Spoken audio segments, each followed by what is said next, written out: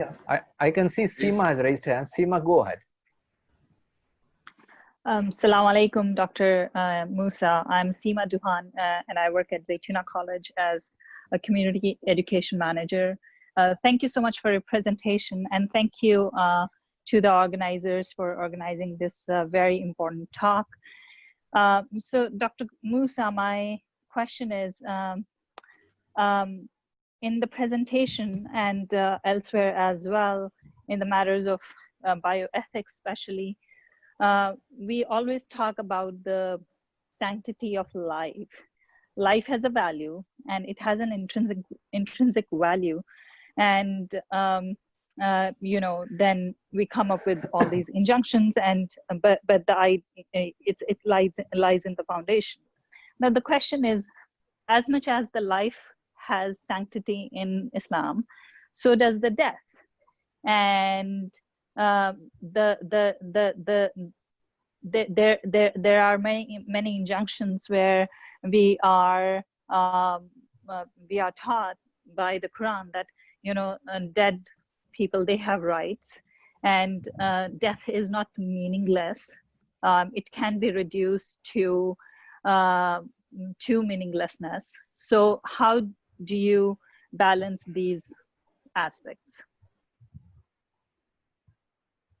Thank you. Should I respond to that, Brother Fazil Rahman? I mean, yes, are you going not? to take a bunch of questions, or what? Okay, I'll try to be brief, and others can also jump in, of my co-panelists. So, yes, you know, one of the things that we understand, and many Muslim theologians and also secular philosophers have made it clear, that what gives meaning to life is the fact of our finitude, that we are going to die. And death gives meaning to life, that so we work very hard to accomplish certain things, to create a good life for ourselves. Religion teaches us that this life is a preparation for an afterlife, and therefore being good in this world means that you achieve sanctity. Being good in that you will gain salvation in the next life. So this is very critical, that the idea of death is not abhorrent, but it's part of a natural cycle. But it is one of those deep issues that gives meaning to everything that we do. The great Ghazali said that in his book on love, and he said in the Ihya Ulumuddin, in the resuscitation of the sciences of religion, he said that the reason we love others is because we love ourselves. All of us would love to live forever. If it was not for old age and difficulties in surviving, then we make the agreement and we resolve within ourselves and we reconcile ourselves to the idea of death. But so death gives meaning to life. And so you are correct in saying that the dead also have rights. We have memory. I mean, everything we talk about, when we are talking about history as people who know history, we're talking about the dead and their achievements. And that's how we make community and society over thousands of years. Over thousands of years, we are in a constant communion with the past, with the achievements or the missteps or the errors of people in the past. And so the question here is about death has a particular meaning. Yes, part of the challenge is many people say that modern society and modern people don't want to die, and we are in a race for eternity. I think that is a bit overstated, that everybody wants to become immortal, and people use the example of Walt Disney, who has, you know, put his body, frozen his body, hoping for some future technology to make him come alive. I don't know. But life expectancy has grown across the world. And that is because of nutritional resources and because of other kinds of developments in human society, that in some parts of the world, at least, life expectancy has grown. The possibility that we will be able to expand this with other kinds of technologies, with new kinds of food resources, possibilities of stem cell research and those kind of stuff, those are all into the future. So I don't think one wants to also make it into a kind of that Islam is a death cult. But when death comes, there's a certain kind of dignity and dignity in dying and dignity in death. And that is part of living. And how do we become, people who understand the meaning of death and give it its proper place. Thank you. Yeah, I think Dr. Kamran has raised his hand. He's an oncologist from Bombay. Dr. Kamran, perhaps you can ask your question now.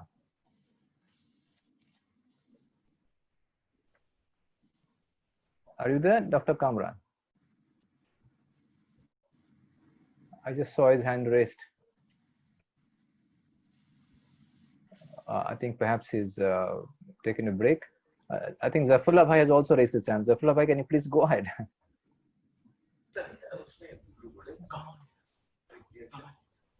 Now, my question is to Professor Musa. Quran does not prohibit organ transplant. There is no specific prohibition in the Quran. And to the best of my knowledge, there is no hadith prohibiting organ transplant. Now, when we are talking of ethics of organ transplant, where exactly do we derive this moral code from? That's my first limb of the question. My second limb is on a subject which is a little different, but still relevant. What does Islam talk of surrogacy? Now, if you have a fertilized embryo which you want to implant into the body of another person to see that the fetus develops, what is the Islamic concept on this development? Professor Musa, I would invite your opinion on this matter. Thank you. First of all, I said at the very outset that there are different approaches to this topic. And the reason why all Muslims are not on the same page is because there are differences of opinion. So there would be those people who believe that the Quran is the only and exclusive source for them to be guided. There are others who believe that no, you also need to take into consideration the Sunnah. That will be another school. And they'll be insistent that only the authentic Sunnah must be taken into consideration. Then you have another school that says, no, you need to take not only the Quran and the Sunnah, but you need to interpret the Sunnah in a much more complicated way and a complex way than rather than just read the stuff on face value. You also need to understand the agreement of the community in the past, the ijma, or you need to use certain kinds of rationality, whether it's qiyas, analogy.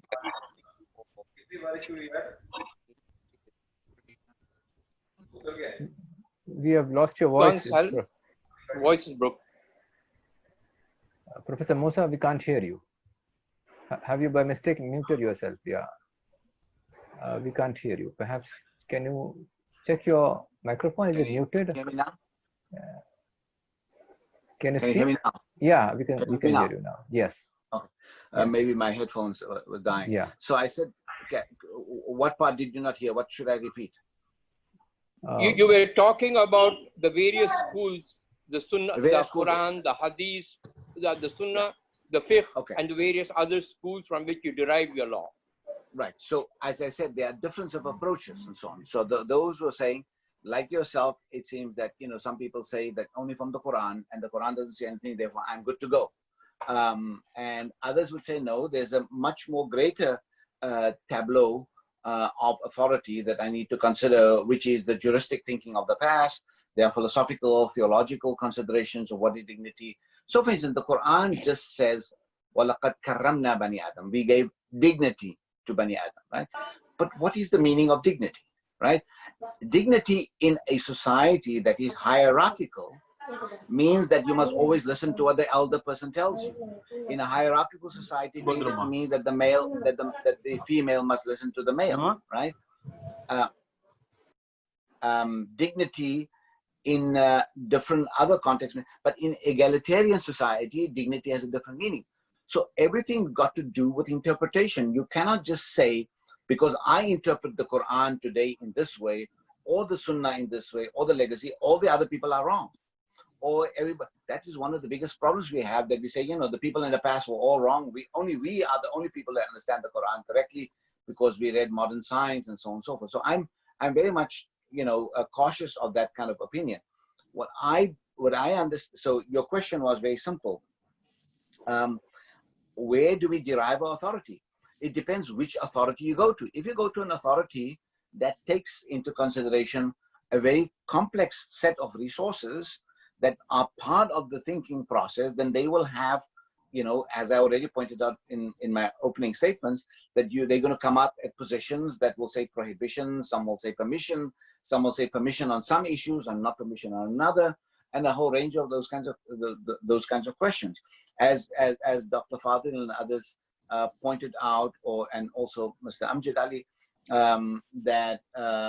that many people are not entirely fully on the same page on brain death, and that is because they have certain kinds of interpretations of those very passages that people like Faizur Rahman cited, but they have a different meaning of it, interpretation of that. There's no singular interpretation of every verse of the Quran, because in that way, if you're gonna say there's only one right way of interpreting the Quran, then other people are going to stop you, and you're not going to give other people, and you're not going to have diversity. In the same way that you can shut other people and say you are wrong, your interpretation is wrong, then they can do the same to you. So my advice is, let's think about diversity of interpretations and the different possibilities of understanding the Quran and the Sunnah and the legacy, and engage in a constructive conversation. So I don't agree with Adib, who kept on saying, you're going to take 1,000 years to make people understand and so on. That is an extreme position to adopt, or to talk about, washing the body is a mindless or a stupid ritual that people are utilizing in order to enrich themselves and the clerics. I don't agree with that. That doesn't sound sensible, nor is it practical. And so what I'm saying is that the ethics of organ transplantation, if you're only a follower of the Quran and you're going to say there's no prohibition in the Quran, I'm going to go for it, because the Quran says where life would be saved, I should save the life, and if you save another human being, that's fine. It's also about dignity, and I understand dignity in a different way. Other people will be feeling that the body is a sacred gift, and the use of this body requires certain discipline to it. And in order to get those people to move to the position where you are, requires that they must be educated and taught. Your question about surrogacy, I have not come across any authority that validates surrogacy, unless I'm not fully familiar with practices in Iran. I know that Ayatollah Khamenei has allowed for in vitro fertilization donor, and they have sperm banks there, but I don't know what their position is on surrogacy. I could come back to you on that. I only know one individual in South Africa many years ago, when we had a panel discussion on that he thought that the surrogacy could be allowable because it would be something similar to having a wet nurse, in the same way that the wet nurse gives milk to someone else's child. Similarly, you could, for instance, use someone's fetus to carry a child from a legitimate, a seed of a married person, and technically you are basically just renting the womb. The complication then comes in, what is the relationship between that fetus and that woman that's carrying the fetus and the child afterwards. That authority was saying it is similar to the wet nurse. So there is a relationship of that you cannot marry the children of that surrogate mother, and that offspring cannot marry because they're like brother and sister. That was one view. But there's no general consensus on this. Yeah, Thank I you, can see Anuj Tyagi, who has raised his hands. Mr. Anuj, can you go ahead, please? Hi, good day to all of you. I am Anuj. Could you introduce yourself, please? Yeah. I am a registered chartered engineer working in India with a company called Jubilant Foodworks, owner of Domino's Pizza brand in India. And I was associated with the Mohan Foundation because I like that idea of organ donation, which in India, specifically in North India itself, it's even in non-Muslim communities, it's a bit resistant people are a bit resistant here for the organ donation. And especially if I see I am from Uttar Pradesh, in rural areas, it's even the postmortem of a dead body is not considered as a as a as a logical permission to do by law. The people resist the postmortem also. So, but I decided, because I have lived in a modern society, so I thought I should go for the organ donation. I am also convincing my family members to go for it. But my question here is, when I heard the complete conversation, my question, not even question, it is bit a suggestion also, that if we are facing various kind of perceptions within Muslim community across the globe, at least I am talking about in context of Indian subcontinent, where at least as a non-Muslim, I know that whenever there is a declaration of a Eid festival, we follow what is declared from Makkah, that today is the moon, or today they have seen the moon and now they can celebrate the Eid. So if we have that kind of following to the Makkah authorities, so why can't we utilize that same authority for these kind of general human benefit matters? That is my point. If that authority, at least I'm not aware about other parts of the world, but at least in Indian subcontinent part, we follow religiously what is declared from Makkah authorities for Eid festival, at least for Eid festival. So because this cause of organ donation, it's for the benefit of the people and the society. Thank you. Thank you. I got your question. Yeah. So thank you, Mr. Anosh Tyagi.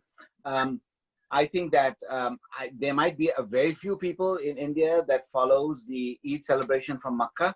It might be only the Salafi community, if I'm wrong, but maybe not even that. India in particular is very much, the Barelvi, the Deobandi schools are very much located on local sighting.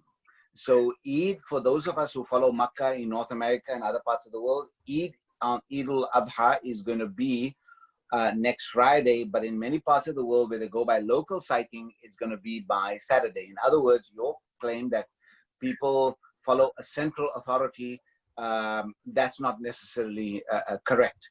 There is no central authority in Islam. There are always regional authorities, and within the regions there are also different, different kinds of authorities who cater to different communities, their histories, their orientation, their taste, their various sects, and so on. As I said in Dr. Fadil's comments, that for decades, this question on the permissibility of organ transplantation was available in books that, and fatwa books and so on. But there are places, but none of these fatwas were actually working on the ground, because you need local authorities, religious authorities, physicians, communities of donors to activate that and to have conversations and to educate each other. So the Qatari example of Dr. Fadil is a brilliant one, where they managed to get a reasonable level of in what's the name in India, a reasonable, where they can get a reasonable level of agreement. But in other parts of the world, they don't have this level of agreement. So I'm sure if Dr. Fadil talks about what happens in Iraq, he will tell you that it was very difficult to get organ donations there, because the community is not sufficiently educated. Plus, it's not only about education, it's also about life opportunities of how people understand their lives. It's about economics. In societies that are prosperous, there's an indication that some people are willing to give it. In societies when there's not prosperity, or in communities where there's a lack of prosperity, where there's a lack of life chances, people think about survival. So for instance, live organ donation is not going to work in a hurry. And about the dead, the dead has a particular kind of sanctity, and we just cannot let the dead's organs be given. So it just doesn't come as a singular item. You need to look at this issue in a much more wholesome way. Where do these anxieties of these various communities come from? A central authority, even if the chief mufti of Makkah says to Muslims around the world, you should issue your organ, you should, donate your organs, hardly anybody's going to do it.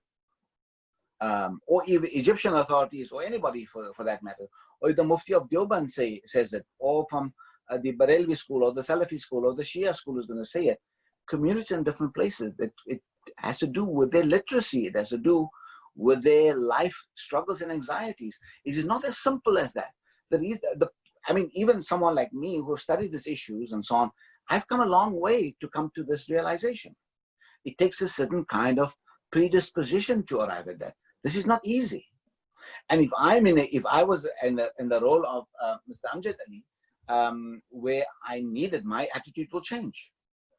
Or if a family member would change, right? That's how the change takes place. So it's not simple, someone issuing a fatwa and is going to run.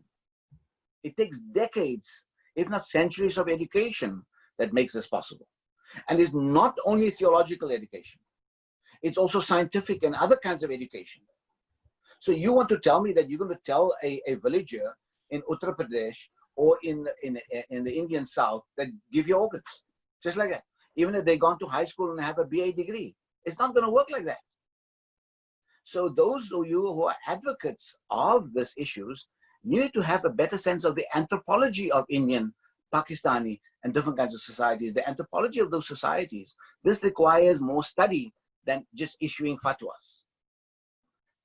Thank you. Thank you so much. I think Dr. Shroff would like to ask something. Dr. Shroff, please go ahead. And Dr. Fadil wants to provide a comment. Yes, Dr. Fadil, please. Yeah, I didn't see that. I'm sorry. If I may add to your, Professor, to your talk about, well, it is not a worry for the simple worker who is struggling to feed his family to save the life of others. He wants to save his life, and he wants to save, he is worried about himself and about his family. So when you tell him there are 100,000 that will die if you don't give, and if they will on the waiting list every day, 1,000 will die, they will not listen to you. They want to feel interested and involved and respected. With dignity, you talk with them. You talk to them, how do they prevent the disease? How do they treat their patients? How to help them, that they are equal to each other. This is very important. And therefore, it is a challenge more when it is a higher challenge for us in the Middle East to talk with a worker from Southeast Asia who is living alone without his family. You need more than education of a person. You need a change of a culture over the years. We didn't make the change over 1 year. We made the change over 10 years now. 10 years with continuous education every day, 400 to 500 nurse and doctor go out to the population, to the people in 34 booths of organ donation education, to talk about life, to talk about saving life, saving health, and come back. And this is gradually, now we get this.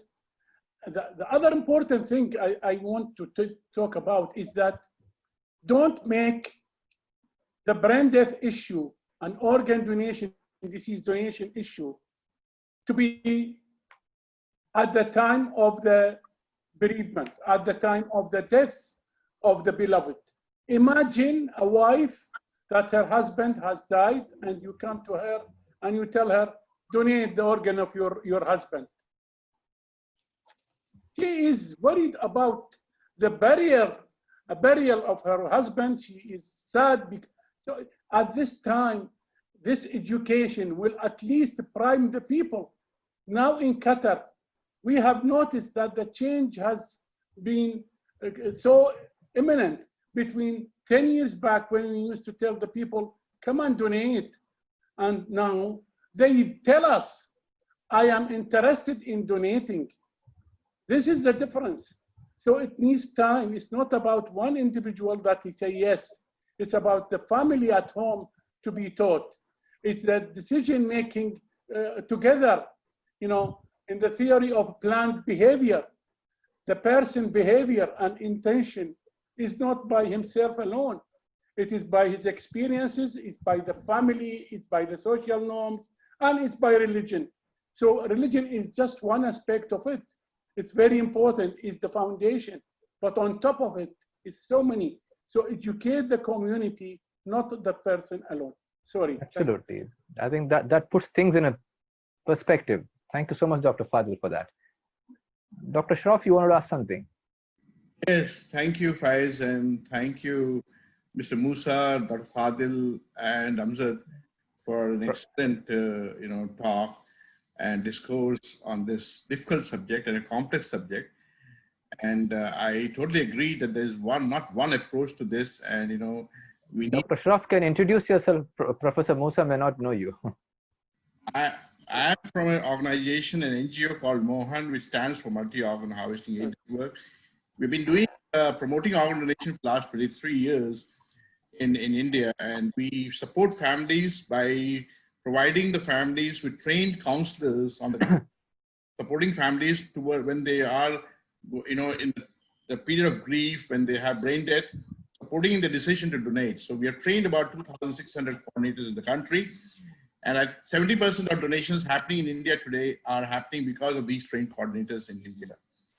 So this is what our NGO does. It does a lot of capacity building. So I was going to say that we have, we've approached about, over the years, about 30 families, perhaps Muslim families, for organ donation. We've had success, not that we've not had success. We've had about 8 to 10 families who said yes to donation. Many of these actually say they would want to donate, they said, but they were worried about the backlash from the community.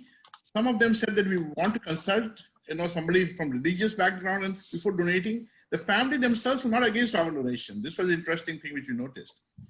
They were more worried about other things in the community. So the change will come, and change will come gradually.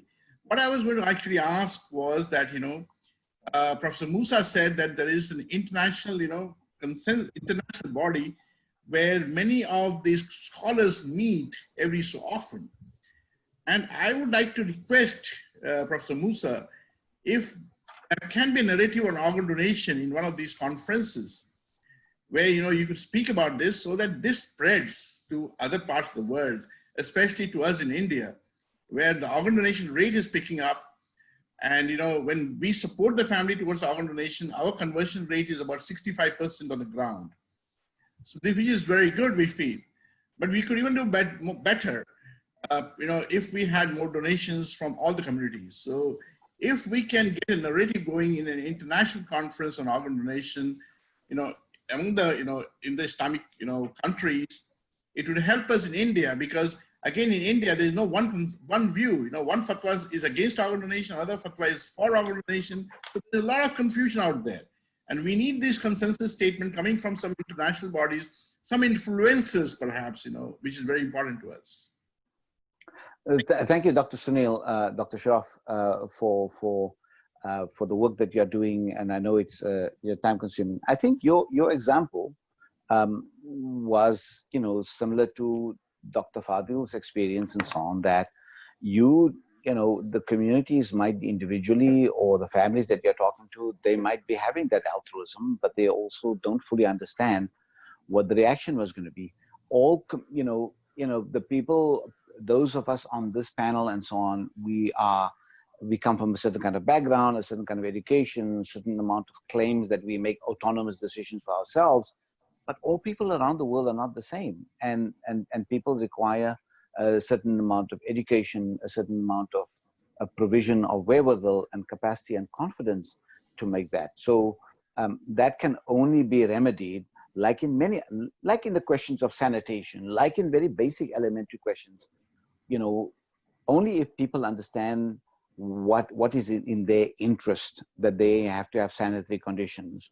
Similarly, in some of these issues too, when people begin to understand what it is. Now, I don't have good news for you when it comes to international Muslim organizations. As I said repeatedly, major Muslim organizations and muftis who sit on these international panels, they have authorized these fatwas, but in their own home countries, whether this is Jordan or Syria or Iraq or North Africa and other places, their communities are not on that on these pages, and that requires you need to take these fatwas from the international fora and break it down to the community people in the form of booths, like Dr. Fadil and his group has done, and talk to people, not when the relatives are on the deathbed or when they are in the emergency wards and now you come and say, we need this organ. That is not the time.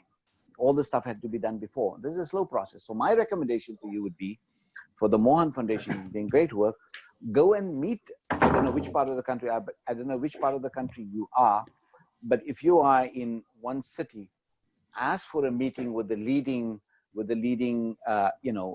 religious scholars of the different sects. So don't bring all the sects together at one place.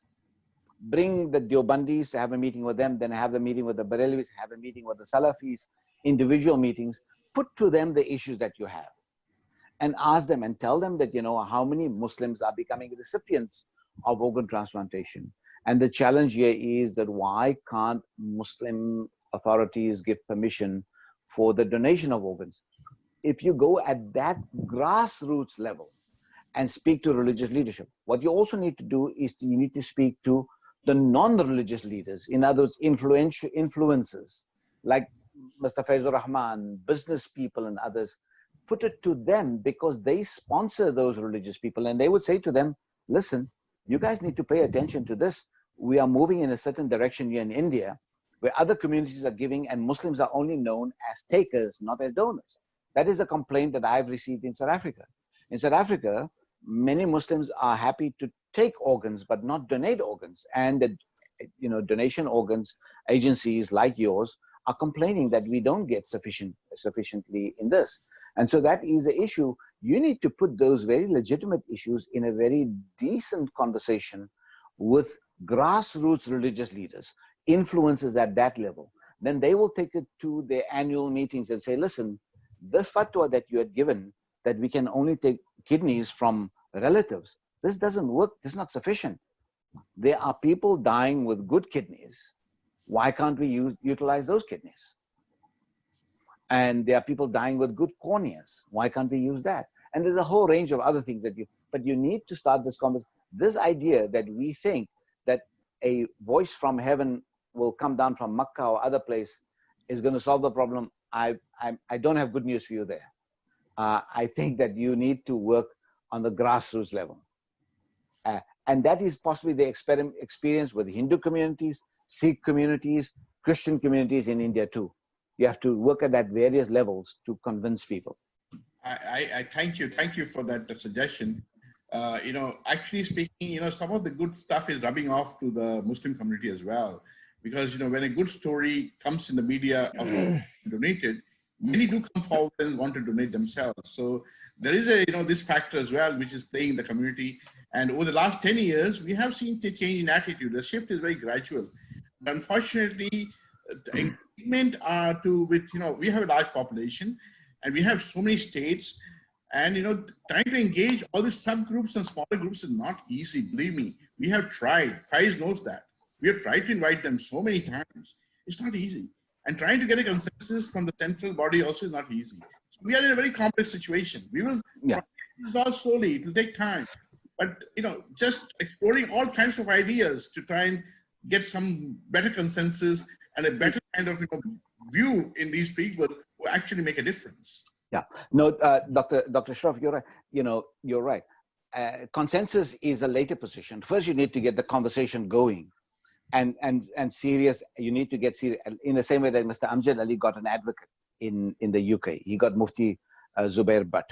You need to find that 1 or 2 or 3 local muftis. I don't know which state you are, whether in Maharashtra or in Chennai, wherever you are, and work at that ground level. Or there are other people on this panel that they can get into conversation with people. You need that. Secondly, self-interest is a great motivator. Now, for instance, I'm absolutely sure that in many upper middle class and affluent families in India, people who got overseas degrees in education, I'm sure, of different religious backgrounds, they're not prepared to give organs. I can assure you that. And that is because class and other kinds of things, they don't think that they need to donate the organs, but they want to take organs. So there's a whole range of issues. Even those people on this panel here, if they do a thought experiment, ask their wives or ask their cousins or their brothers, will they use organs? They'll be surprised what kind of answers they're going to get. Yeah, I think Iftikhar Khan has been raising his hands for a long time. Can you go ahead? Yeah, thank you very much. And please introduce yourself. Yes, I would do that. I enjoyed everybody's talk. Thank you very much for everybody's input. My name is Iftikhar Khan, and I'm a transplant surgeon, and I work in Dammam, Saudi Arabia. So I just want to put a few things in perspective so that we understand what is happening in the Muslim world. So in the last year, 2019, this year we have been affected by COVID. Last year we did 203 kidney transplants, and we did 50 liver transplants, and we did 3 pancreas transplants. Majority of them came from the living donors. So we need to understand that there is a difference between permission of organ transplantation in Islam and the fact that what is the source of the organ, whether it is coming from the living donor or from a deceased donor. I think most of the focus of the discussion was whether or not Islam permits or a donation from a deceased donor. If you look at the IRO, which is the International Registry of Organ Donation and Transplantation, it's an international thing. The Muslim countries are there in donation from the living donors in the top 10. Number 1 is Turkey, number 3 is Saudi Arabia, and you can see Kuwait and Qatar and Kuwait and other countries there, and Jordan, Lebanon, they are there. So the problem is probably with the donation from the deceased donors. So that is what where should the focus be. And I think communities take a very long time to accept that. There is a study from Denmark, and Denmark is one of the Scandinavian countries, which believe in free speech and free human rights and all that. And they did a study 30 years ago to see what is the attitude of the society about the organ donation. And then there was like a zero interest, or not like zero, but like very minimal interest from the society. And then they repeated the same study 30 years later, 30 years, 3 decades, when they saw the change. So just like what Dr. Fadil has mentioned, that Qatar took a long time. Dr. Sunil is telling us that there is a time is taking in India for change.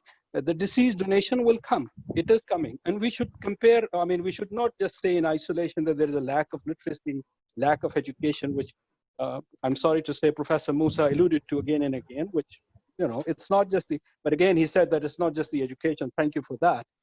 It's not just the education. There are so many things that are involved when a family is faced with the death of a loved one. And you have to give them time. You have to train the people to how to approach the people. For example, in Judaism, in Israel, the donation from deceased donor is very, very low. Similarly, in Japan, in Korea, the donation from deceased donation is very, very low. In the United States, where I have been trained, the donation from the Latinos and blacks is low because they think the organ they would donate will actually go to the white people, to the Caucasians. And in reality, black people suffer more from kidney failure than the Caucasians. So in reality, they consume more organs, but they are not willing to donate it. And that's why UNOS, which is the organization in the United States, which promotes donation, held special seminars to promote donation among the black people, the African Americans, as well as the Latinos. So this is the reality. I think we should face all of that, and we should be, we should mention these things before giving like blanket statements. My question is about my question. I think. What's your question? What's the question? Yeah. My question is about those countries, for example, Spain.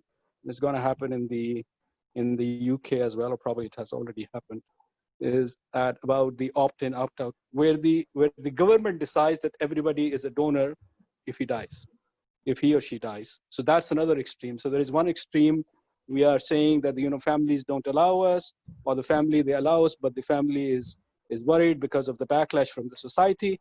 on the other hand, there are communities or there are governments which they say, okay, everybody is a donor. Like Spain has the highest donation rate in the world from the deceased donors. So how do you look into that, and how do you compare that? Isn't that too much?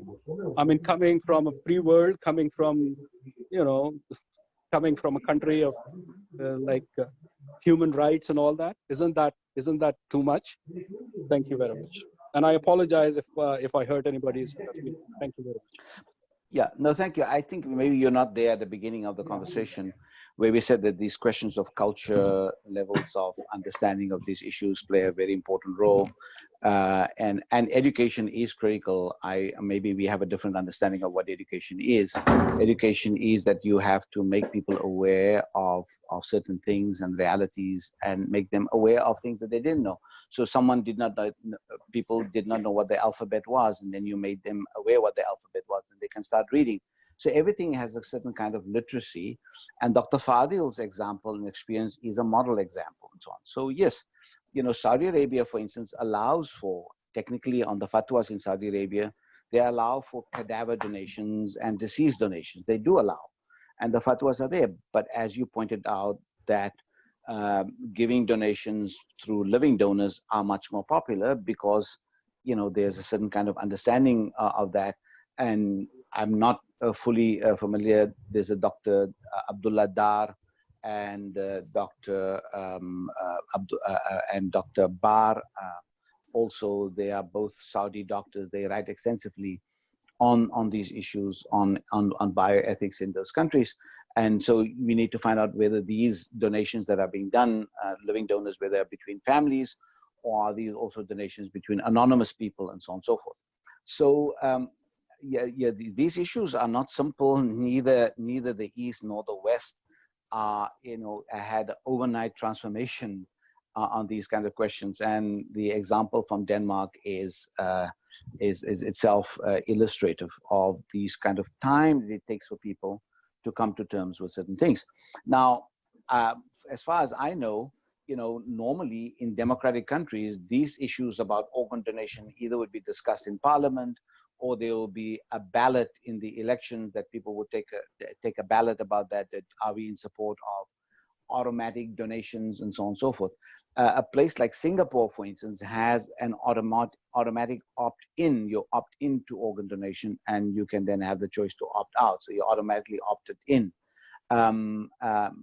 So yes, of course, that's my belief is that government should not get involved in these kinds of issues. My view, that's my personal view, and that communities should make those kinds of decisions. That government cannot make decisions for all the people in the country. That will be kind of authoritarianism through democracy. I don't know the full story of how Spain did its decision making on that automatically opt in.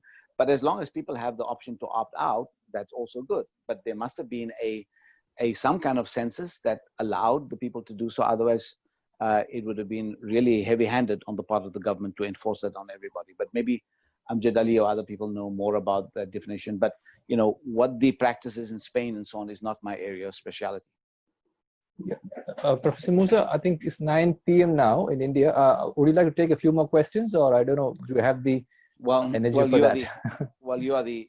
No, of course. Yeah, I don't mind going. I don't mind going. Well, we can do maybe take the last round of questions.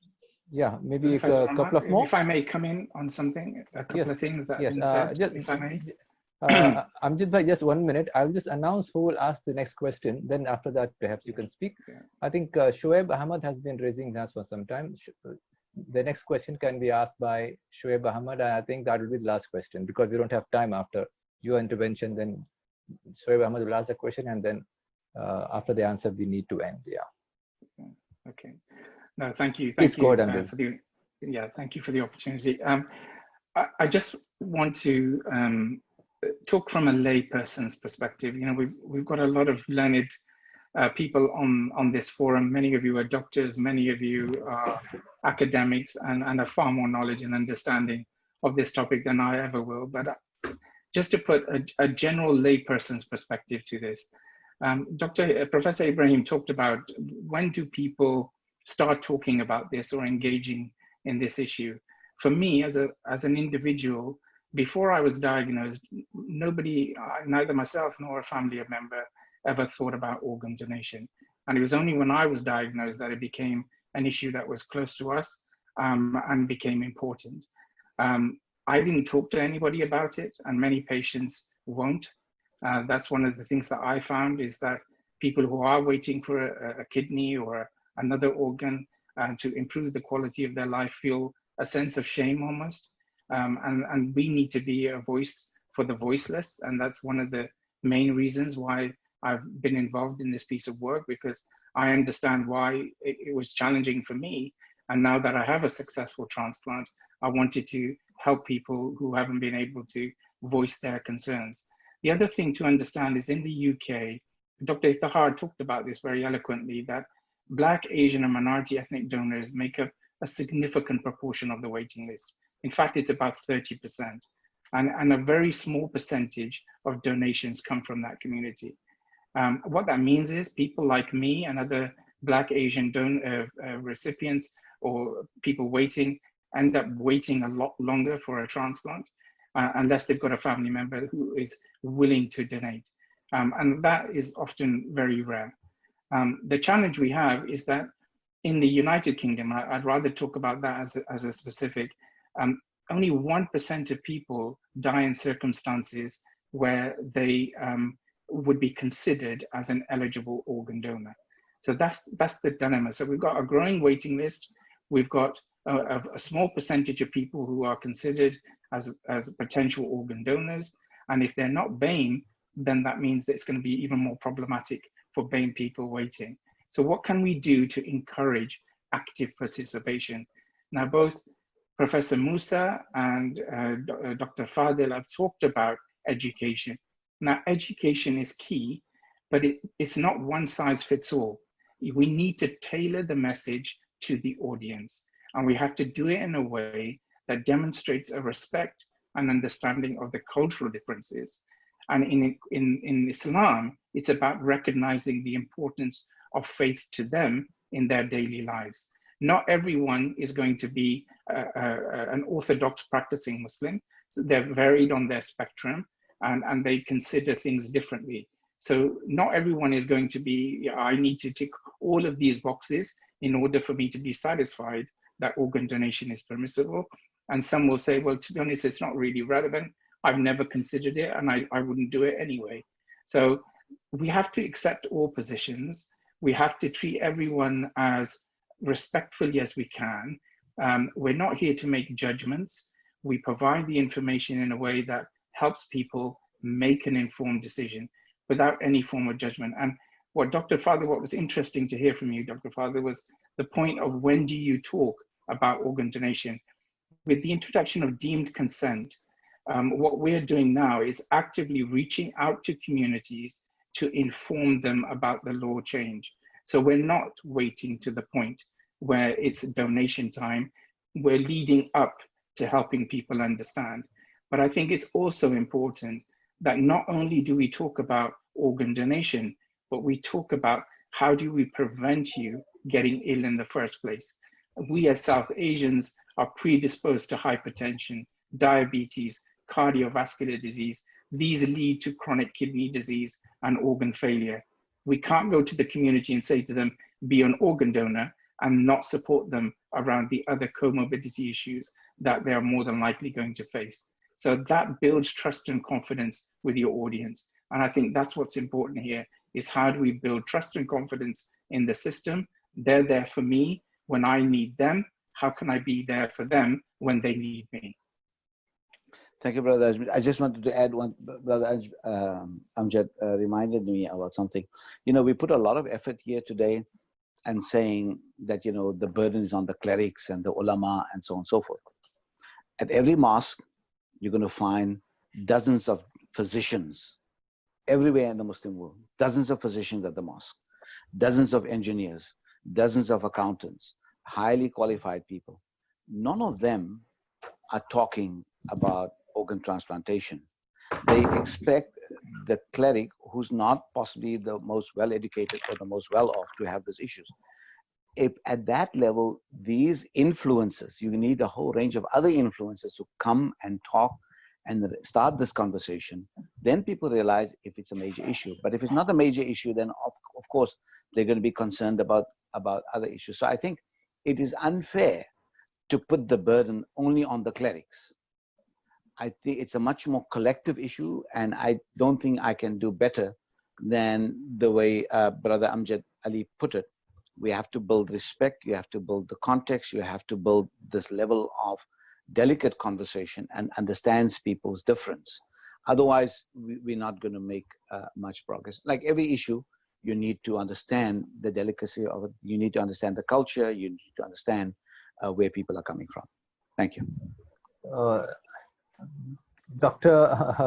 Professor Musa, I think that has been a simply wonderful session. I think we have almost reached 2.5 hours of our time. And what about Shoaib? What about Mr. Dr. Yeah, Shoaib has not asked, is it? Okay. Oh, okay. Shoaib, are you there? I thought he has. Shoaib, are you there? Mr. Shoaib. Well, I think if he's not there, if he's not there, then there's another lady has been waiting. Rukhsana. Can you listen to me? Assalamu alaikum warahmatullahi wabarakatuh. I'm Dr. Rukhsana from Pakistan. I did my PhD in medical law. Yeah. I'm Dr. Rukhsana Varaj from Pakistan. I did my PhD basically in medical law, and my LLM thesis was basically about organ donation. It was basically written about the concept of ownership in human body and the consequences that it has, that you whether you can buy or sell, and it was all done from the perspective of organ donation. So my conclusion was that to increase the organ donation, I had proposed that there is Council of Islamic Ideology in Pakistan who basically discusses all these matters with clerics and Islamic scholars, and issues are notification that addresses the whole nation. So I had suggested that they discuss it with different ulamas, different like scholars of different sects, and it should be tried that they all come to one page, and afterwards there should be a huge campaign on the national level, just as some years back there was a huge campaign regarding birth control and the health of the women, and we saw a huge change in Pakistan regarding that after that awareness campaign. So I had suggested that there should be a huge campaign, and all these verses of Holy Quran that says that who has saved one life has saved all, has saved entire humanity, should be kept repeated, and then there should be some dramatic documentaries showing people that they are waiting for the organ donations and they die because people didn't donate. And then afterwards there should be a law. Because I'm a lawyer, I had to propose a law. But before law, I had proposed all these things that instantly just coming up with a law will not work in Pakistan, because my professor did his PhD from Qura Makkah University long time ago, about decades ago, perhaps 30 or 40 years ago, and he wrote about organ transplantation, that it is permissible, but it wasn't in practice in Pakistan until now. So I told them that afterwards this government should come up with a proposal, with a bill, that every person who dies at a hospital, at a good hospital, his organ will be kept by the hospital, will be retained by the hospital for organ donation, unless explicitly people prohibit that. There should be a form, and it should be said that no, I don't want to donate. Otherwise, the option should be that it should be compulsory that every person who dies at the hospital, his organs that can be used for transplantation should directly go there. But of course, this law should be proposed after a long kind of awareness and education. That was my LLM thesis, and I still believe that it is very practical, and if we do that, we can make a change. Thank you so much. Thank you, Dr. Roxana. Professor Musa, you want to respond to that, or shall we take another question? I can take another question. Because I think there's another hand raised here. I mean, what Dr. Roxana reinforced some of the things we have already said here. Yes. And she just gave the example of Pakistan, that it doesn't, you can have the fatwas, but you need implementation, and you need to have a conversation. Sometimes even if you have a law, the law doesn't really work unless you don't have buy-in by communities, and that's a very different process. And you've had some very good input from Mr. Amjad Ali and from Dr. Fadil of how you go about in doing that. I only know the theory. I don't know the practice as they know. Absolutely. I think I see a hand raised from Mr. Nasser. I don't know how if I'm pronouncing it correctly. N-A-C-E-U-R. Nasser, can you, or is it Miss Nasser? I do not know. Please go ahead.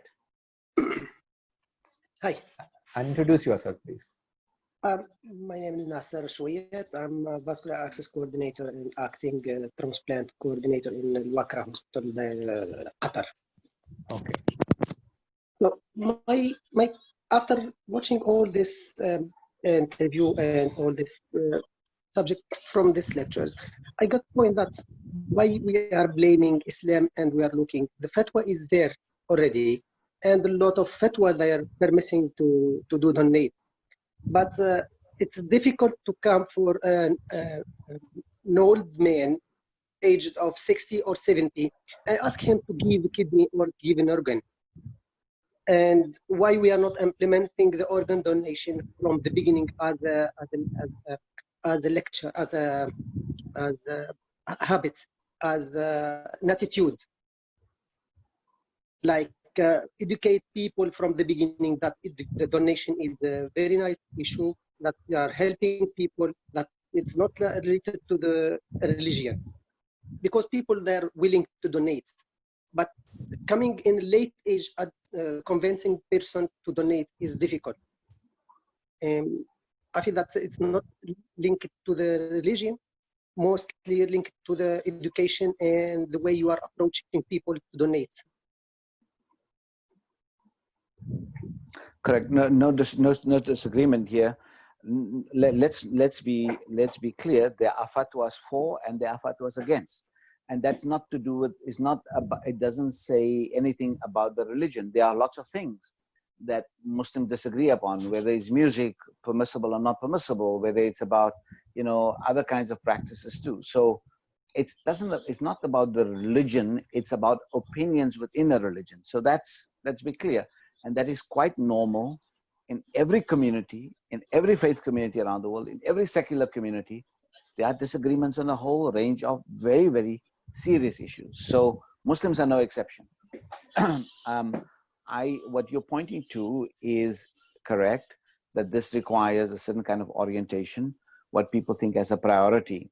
As you understand, I mean, if you're talking about India, then Muslims in India are falling behind all kinds of indices of development and progress. The Sachar committee said so. So they have other kinds of priorities.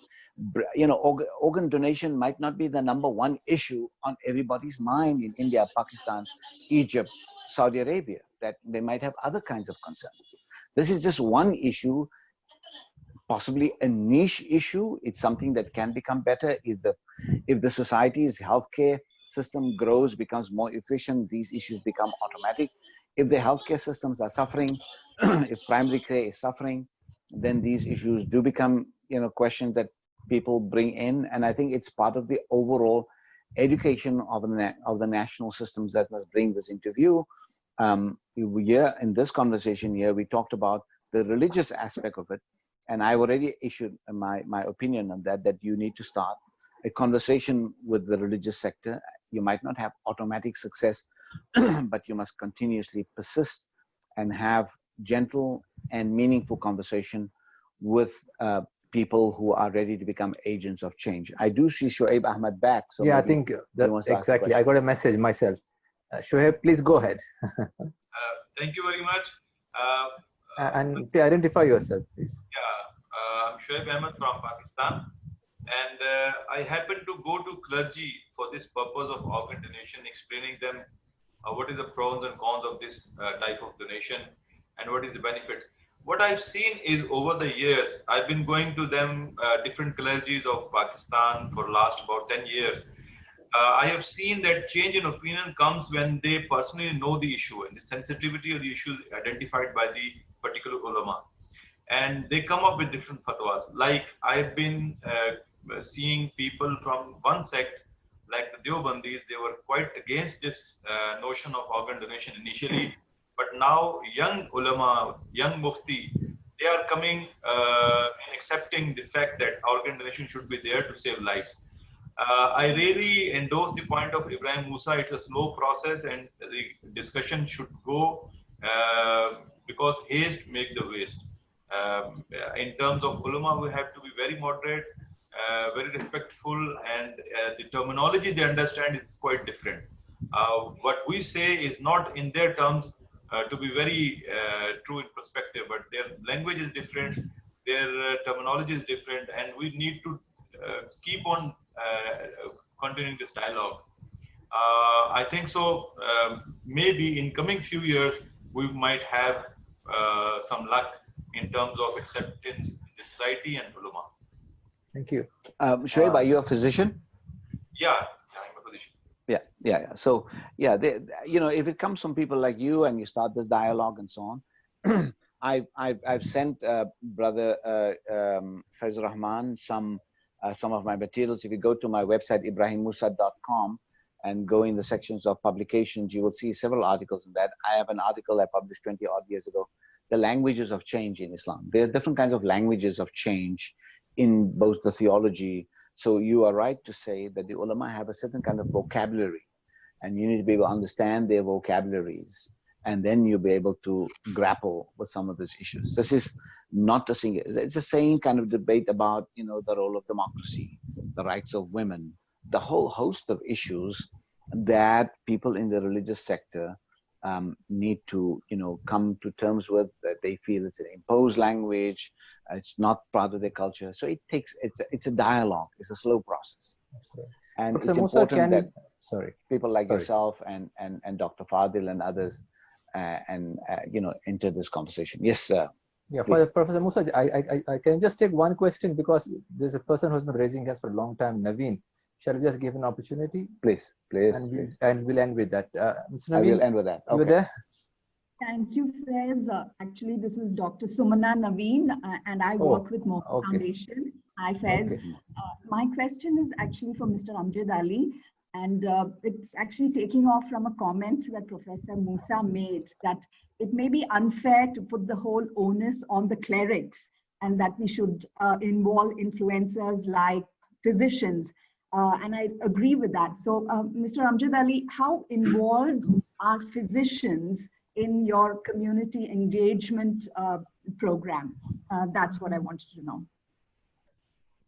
Thank you, Dr. Naveen, for the question.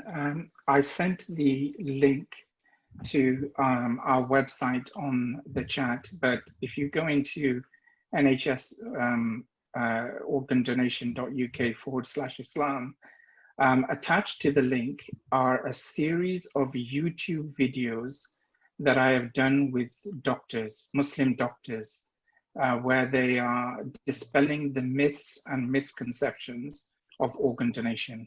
So in direct answer to your question, they are actively involved in the process of a conversation, as well as guiding and steering the work that I do, to enable me to understand the types of conversations that they're having with their patient and families. But also, not only physicians are we talking to, but many community-based organizations. So what I'd like to say in conclusion is, the point here is, faith is a part of the conversation. It's not the only driver for behavior change.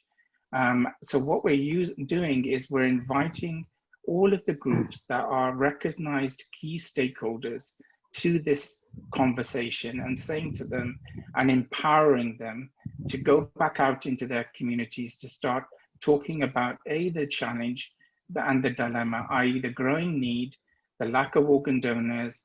The fact is that, with COVID-19, we are at this minute in time even more at risk of dying of COVID-19. And the fact is that, if you're a transplant recipient, then there are risks there as well. So it's about involving them in everything. It's not just saying, we only want to talk to you about organ donation. It's how can we build that trust and confidence in the whole aspect of healthcare, managing your own health and well-being. Who are the influencers locally? Who are the influencers within places of worship? But who are the influencers at a community level? And getting all of them and helping them to furnish themselves with the right information, the right knowledge to go out and speak to our key stakeholders in the community. Change is not going to happen overnight, but the fact is that doctors have played a key role, not just only Muslim doctors, but intensivists as well. That we're actually planning on running a workshop with Muslim consultant intensivists in September to basically understand from them what is it that donor families are saying when they are being approached about potential organ donation where somebody has been diagnosed as brainstem dead or diagnosis of death using neurological criteria, to gather that insight and then to share that with our learned scholars to say, whatever you develop around the religious edict, you need to take into consideration these questions that are being raised by our physicians as well as members of the public when it comes to organ donation. So they are absolutely key. Both for Dr. Sumna and Dr. Naveen and Dr. Sunil Shroff, what I just learned from Brother Amjad and Dr. Fadil's comments is that when you go and approach the clerics, don't only approach the clerics one-on-one with Mohan Foundation, for instance, but go with Muslim physicians, go with an engineer, those people who understand that, so that these clerics don't think that this is a medical community trying to sell them something. You have to build trust, and trust is a much more complex issue. So the same thing in every other place. You need to go with a number of influences, and getting the clerics on their own, it's not going to be sufficient. You need to have a much more complex conversation. And your experience, Brother Amjad, is absolutely invaluable.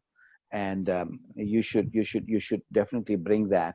And I'm very grateful that I met Dr. Fadil and yourself today. This has been for me a great learning experience. And I've asked I asked Faizur Rahman to share your contacts with me. I can learn from you both. I'll be doing that shortly after this conversation, Professor Musa. I'll give you the contact details of Brother Amjad Ali and Dr. Fazil. And in fact, it's been a fascinating session, and I'm sure the participants who reached up to 100 in the room and thousands more on Facebook must have got more than what they expected. And it's if Professor Musa spoke about the theological aspects and also the ethical and philosophical aspects also of the issue, and we got to know about the complexities involved through Dr. Fazil, and then the ground level difficulties and the kind of work that Brother Amjad has been doing in the UK. I mean, it was a fascinating combination of so many things coming into this discussion, and which has enriched not only me, but I'm sure all the participants who as I just said must have got more than what they expected through this conversation. And I'm really thankful. Thank you for getting us together, bringing us together. I really appreciate your time and your effort in this manner. Not at all. Thank you so much. That's so kind of you, Professor. Because our forum has been doing this for some time. And last year we did a program with the Mohan Foundation in Chennai, and we had excellent response at that time. So our idea is to bring in different scholars from across the globe and have this conversation, various issues, especially those issues concerning Muslims. And this is not the last conversation you're going to have with us, Professor Musa or Dr. Fadil or Amjad. We're going to get you in again on some other issue. Perhaps Professor Musa spoke about the philosophy in our last chat on the phone a couple of days back. Maybe I think you should do a session for us on that too, maybe after a month, perhaps, given your time. After COVID. After COVID, inshallah. Inshallah soon. Yeah. And I must thank all the participants who came here, and right till the end. I mean, we saw this enthusiastic participation. It's amazing. When people must have thought organ donation must be a dry subject, but no, from the kind of enthusiastic responses and the fact that we have gone almost up to 3 hours. We started at 6:45 and now it is 9:30 in India. So 2 hours 45 minutes. It's a marathon session, I'm sure. The recording will also be as good. as what we have discussed. And I'll share the recordings also with you. And also I'll be sharing the papers that Professor Musa sent me yesterday on email. I've already shared with some of you. And if anybody else also wants it, do send me your emails and I will share those papers with you. And I think with this, I think we should bring this session to an end. And inshallah, we look forward to Musa's session, not just with Professor Musa and others. And we, in fact, I must tell the participants, we have a long list of speakers coming for the next 2 months. Every Sunday we have this meeting without fail, inshallah. So next Sunday we have somebody else, and I'll be announcing that shortly. And thank you so much once again, Professor Musa, Dr. Fazil, Brother Amjad Ali, and all the doctors who participated in this, and Dr. Shroff for getting all this for us, and the Mohan Foundation. Thank you. Thank you so much. Have a great day. evening. Have a great evening. Thank Thank you, you, everyone. Thank you. Bye-bye. Assalamu alaikum. Bye.